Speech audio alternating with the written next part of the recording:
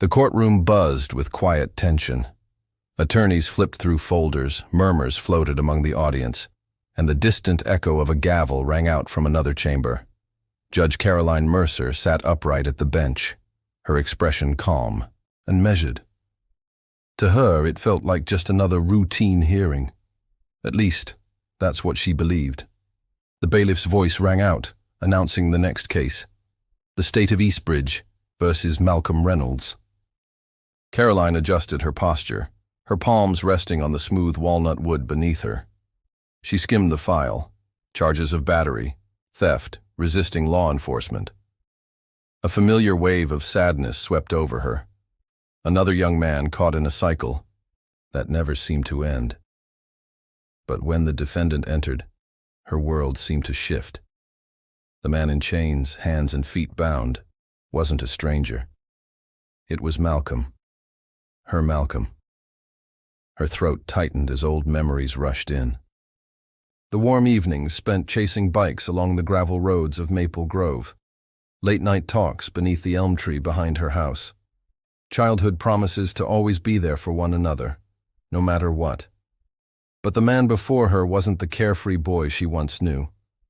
His frame was worn, his face aged by struggle, yet his eyes, those deep, searching eyes, were the same. Her hand trembled slightly on the gavel. For the first time in her judicial career, she faltered.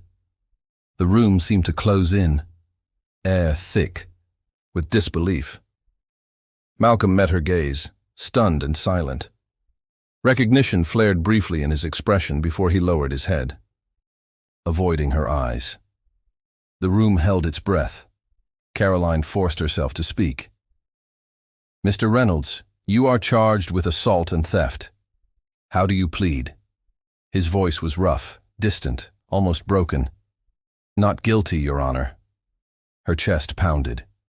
She wanted to stop everything, ask him what happened, how their paths had split so completely. But the robe she wore required her to stay composed. "Proceed," she said, though her voice felt borrowed. As the prosecutor began their opening remarks, Caroline's thoughts spun wildly. This wasn't just any trial. This was Malcolm. And now she had to figure out how to separate her duty from her memories before the damage was done. The courtroom faded around her, pulling her back to days long before she wore black robes and held a gavel. They had grown up on opposite sides of Maple Grove, not far in miles, but worlds apart by the invisible lines of a divided town. Her family had a modest cottage with a neat little garden. His lived in a sagging farmhouse at the edge of the fields. Their friendship was unexpected, born from chance. She remembered it clearly. A lazy afternoon when she wandered too far, finding him by the riverbank, struggling to free a tangled fishing line. She offered to help, and that moment became the start of years of hidden games, shared dreams, and quiet understanding. "Caroline," he once whispered beside her under a blanket of stars, "you ever think about just leaving? Going where no one stares at us for sitting together?" She laughed it off back then. But Malcolm had meant it. Even young, he saw the truth. He knew how unfair the world could be for someone like him.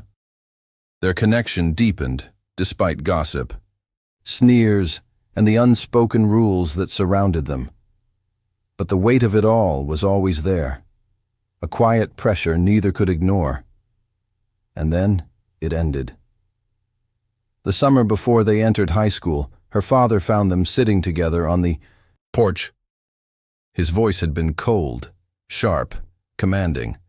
"Caroline, get inside, now!" She'd paused, her eyes darting to Malcolm, who stood motionless, like time had frozen around him. "Go ahead," he murmured, his voice carrying the weight of knowing. "I'll catch you later." But later never came. Her father had banned her from speaking to Malcolm again, and not long after, his family packed up and left for good. Caroline threw herself into her studies, her dreams propelling her far beyond the edges of Maple Grove. Law school became her escape, a path built on ideals of fairness and justice. Still, she never forgot the boy who first taught her what it meant to be brave. Now, sitting behind the bench, she found herself wondering what happened to him after she walked into that house and silently shut the door on their friendship. His record sat in front of her. A string of minor charges, shoplifting, trespassing, nothing violent. But how much of a person's truth could be captured in a list of accusations? The prosecutor's voice pulled her back to the present. He was laying out the charges. Malcolm was accused of attacking a cashier during a robbery at a corner store in Riverbend. The clerk had suffered cuts and bruises. The register had been emptied. Police had found Malcolm just blocks away, allegedly still carrying the stolen cash. Caroline studied him from the bench. He sat quietly, shoulders low, hands folded neatly, yet his face revealed nothing. Was he guilty? Or was there more to the story than what the prosecution had painted? Court recessed for lunch. Alone in her chambers, Caroline tried to steady her thoughts. Her assistant, Nora, entered cautiously. "Judge Mercer, is everything all right? You seemed distracted." Caroline hesitated. Should she tell Nora the truth? Would it be unprofessional to admit she knew the man on trial? Instead, she offered a quiet smile. "I'm fine. Just a lot going on today." But she wasn't fine. How could she be when a chapter of her past, long buried, was sitting right there, waiting for judgment? When the trial resumed, the room was packed. Reporters scribbled notes, papers rustled, and the prosecutor, Richard Stanton, a sharp, calculating man, rose to begin. "Ladies and gentlemen of the jury," he said, voice precise and controlled, "this case is about violence. A man walked into a neighborhood store and, without warning, assaulted an innocent employee before fleeing with stolen money." He pointed across the courtroom.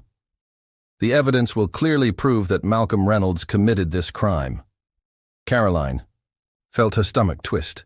His tone was cold, as if Malcolm was just a case number, not a person. She looked toward Malcolm. His eyes remained fixed on the table, expression unreadable. Then the defense attorney stood, Elisa Grant, young but composed, with a voice that held the room with ease. "The prosecution wants you to see this as simple," she began, "but the truth rarely is. Mr. Reynolds has insisted on his innocence from day one, and we intend to show that this narrative, built on shaky assumptions, falls apart under real scrutiny." The first witness took the stand, the store clerk from the night of the incident. He described a man, matching Malcolm's build, entering the store, arguing with the cashier, and leaping over the counter. His account was detailed. Too detailed. When Elisa cross-examined him, her tone sharpened. "Mr. Parker, you said the man wore a red hoodie. Is that correct?" "Yes." The clerk responded. "Did you see his face?" "Not exactly. It was dark, and the hood was up." Elisa nodded, pacing slowly. "So, what you're saying is, you couldn't positively identify the person who attacked the clerk?" "Well, no, not for certain." "No further questions," Elisa said abruptly, cutting him off. From the bench, Caroline noticed Malcolm shift slightly, his shoulders squaring just a bit, as if the brief exchange had lit a small spark of hope inside him. The next item presented was a security video from the store.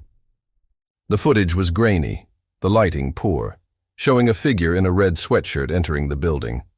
The prosecution insisted the person was Malcolm, but the footage lacked clarity. There were no distinct features, no clear view of the suspect's face. As the video played, Caroline leaned forward, watching closely.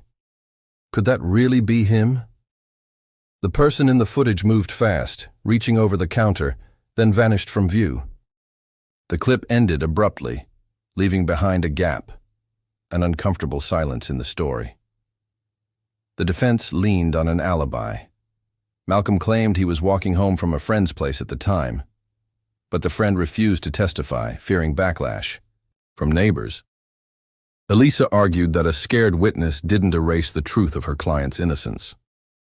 Still, Caroline caught glimpses of doubt in the jury's faces. They wanted certainty, and this case offered very little of it. With each passing hour, Caroline felt the weight of her seat grow heavier. She was supposed to be neutral, a guardian of fairness. But how could she be when the man before her was the same boy who once sat beside her under the stars? Now he was fighting for his life, and she was the one deciding which way the scale would tip.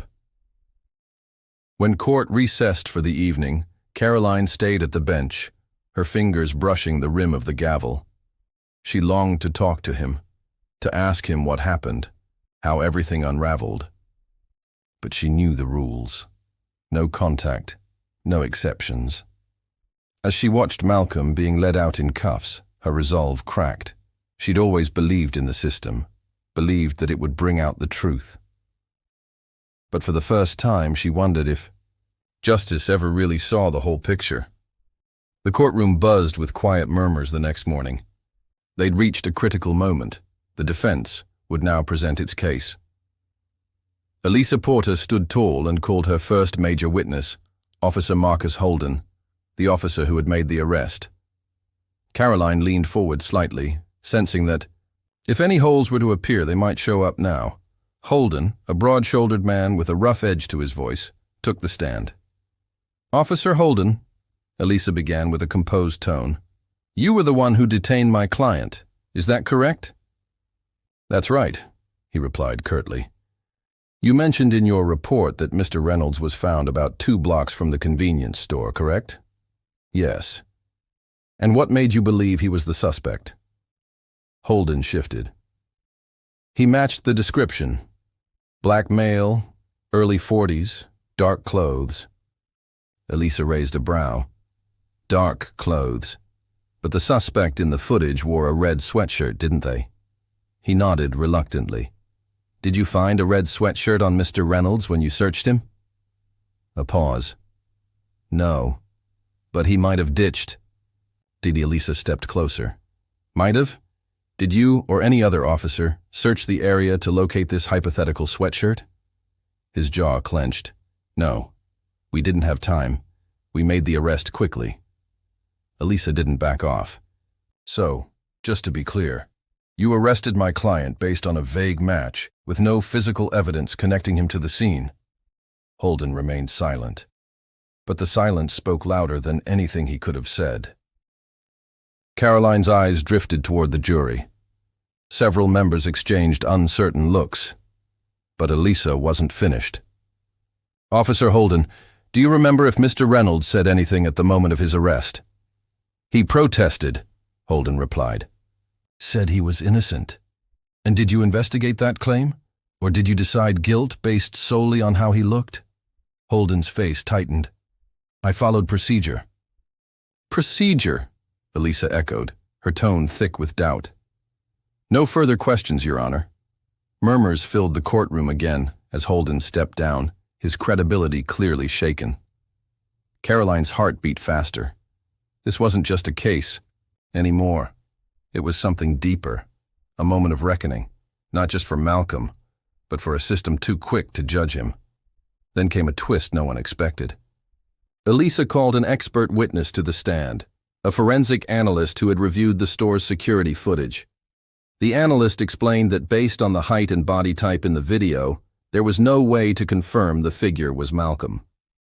Even more troubling, the timestamp on the recording had been altered. That cast serious doubt on its reliability. The prosecutor dismissed it all as speculation. But Caroline saw the shift in the jury. A ripple of doubt passed through the room, and she could feel it, like a shadow settling in. As the day neared its end, Malcolm was given the choice to testify. Elisa had warned him of the risks, but he was resolute. He stood, chains gently rattling, and made his way to the stand. His voice was soft, but filled with raw honesty. "I've made mistakes," he began, his eyes locked on the jury. "I've taken wrong turns, trusted people I shouldn't have. But I didn't do this. That night, I was walking home. I wasn't doing anything wrong. The officers didn't ask questions. They just decided I looked like the guy. His voice broke slightly. My whole life, I've been fighting to be seen as more than what people expect when they look at me. But this? I'm tired. I just want the truth to matter. Caroline's throat tightened as he returned to his seat. His words hung heavy in the air, not just a plea for fairness, but for humanity. She looked to the jury. Some appeared conflicted, others moved. This was no longer just about evidence. It had become a test of conscience, a fight against bias and assumption. Caroline reminded herself of her role. She wasn't just there to enforce the law. She had to interpret it with integrity, in pursuit of something real, true justice. The final day of the trial arrived, carrying the weight of expectation. Closing arguments were sharp, well rehearsed. The prosecutor leaned into the system's structure, urging the jury to trust its process. Elisa, however, asked them to look deeper, to see the gaps in the story and the person behind the accusations. Caroline listened, her face still, but her thoughts raced. She could not guide the jury, but if there was ambiguity, she would carry the responsibility of deciding what justice looked like. The jury deliberated for hours. People came and went, stretching, whispering, waiting. Malcolm sat silently, his hands clasped. He hadn't looked at Caroline once since the trial began, and she didn't blame him. What could she possibly say that would make this right? At last, the bailiff returned. The jury had reached a decision. The courtroom fell into hushed silence as the foreperson stood, a sheet of paper trembling in her grip. In the case of the State of Eastbridge versus Malcolm Reynolds, we find the defendant, a pause so long it felt endless. Not guilty. Gasps, whispers, relieved exclamations filled the room. Caroline brought her gavel down, calling the court to order. Malcolm's shoulders slumped, as if a heavy burden had finally been set down, but his expression remained unreadable. He had gained his freedom. But it was clear this wasn't a clean victory. It had cost him something. Caroline addressed the court, her tone calm and resolute. The jury has delivered its verdict. Mr. Reynolds, you are free to go. This court is adjourned. As the room began to clear, Caroline stayed seated, watching quietly as Malcolm signed the release documents. For a moment, she thought he might leave without a glance. But then he turned, his steps slow, his face composed. The courtroom was nearly empty now, only a few clerks packing up files and Nora organizing folders near the exit. Malcolm stopped just short of the bench. His voice was low, measured. You didn't owe me anything, he said. But I have to ask, why didn't you say something? You knew who I was. Caroline's throat tightened. Her words tangled, difficult to speak. Because I couldn't, she finally said. I had to remain neutral. If I had said anything, I could have compromised the entire case. Malcolm looked at her, a mix of pain and acceptance in his eyes. Neutral, he repeated. That's the thing, Caroline. The world's never been neutral for people like me. She lowered her gaze, her eyes tracing the wooden edge of the bench. You're right, she whispered. I wish I had done more back then and now. Malcolm let out a breath, his stance softening. We were kids. We didn't understand the way things worked. But you do now, don't you? I do, Caroline said firmly. And I'm sorry. He gave a small, quiet nod, then turned away, his shoulders straight as he walked out through the tall courtroom doors. Caroline remained alone in the empty chamber, his words echoing in her mind. She had upheld the law, but the truth this trial had unearthed went far beyond legal codes. Justice wasn't just about facts and rulings. It was about lives and the systems that shaped them. For Caroline, it was a reckoning. A moment that pulled her out of routine and into responsibility. As she stepped outside that evening, the sun dipping low and stretching shadows across the courthouse steps, Caroline made a quiet vow to herself. She couldn't rewrite the past, but moving forward, she would use her position for more than process, for more than protocol. She would use it for change. It wouldn't be easy. It might never be enough.